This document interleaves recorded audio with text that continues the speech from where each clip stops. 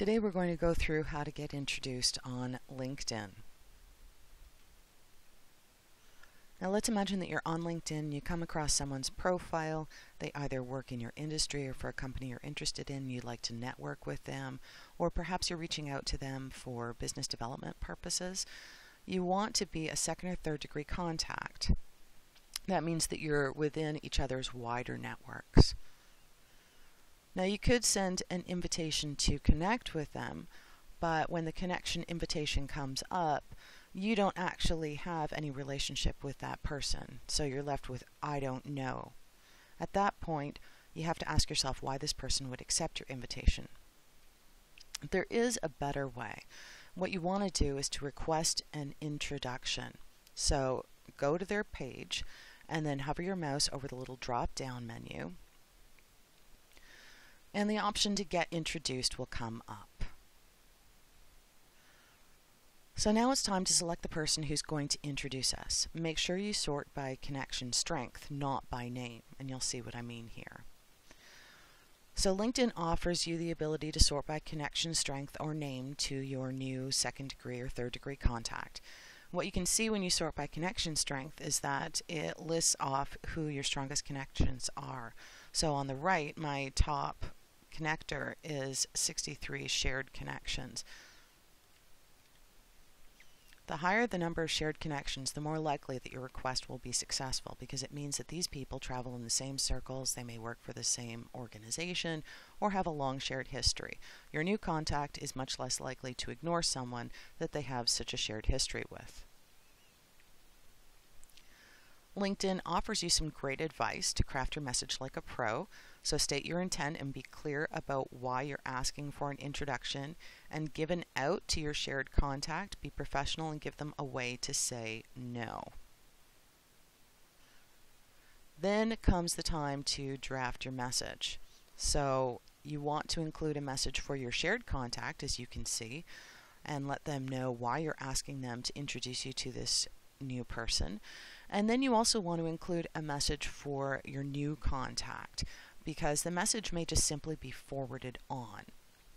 So you want to write a message letting them know that you're reaching out for an informational interview, or because you realize you're in a shared business, or you'd like to learn more about something. When your shared contact receives the message, they'll have the option to forward or ignore. They can add to it, but they don't necessarily have to, so that's why you have to include a message for both parties.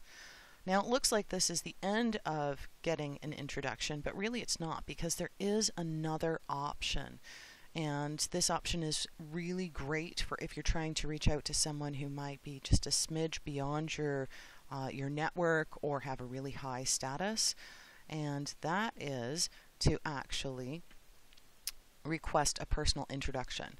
So go back to the introduction request screen, okay, and select the strongest relationship from your list of shared contacts, and send them a personal message asking if they would introduce you by InMail.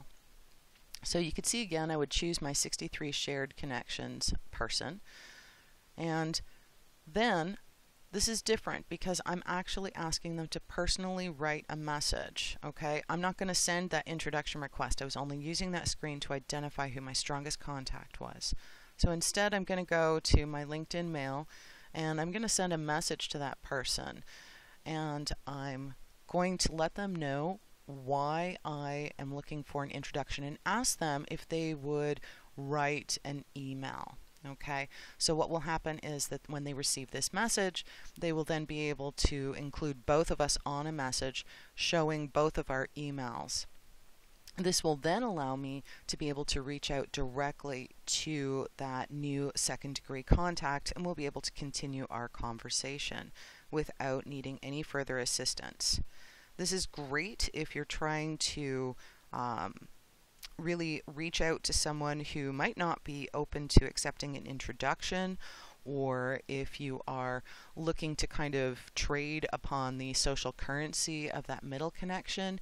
It'll really help because it is a personal message from that individual as opposed to a forwarded introduction request.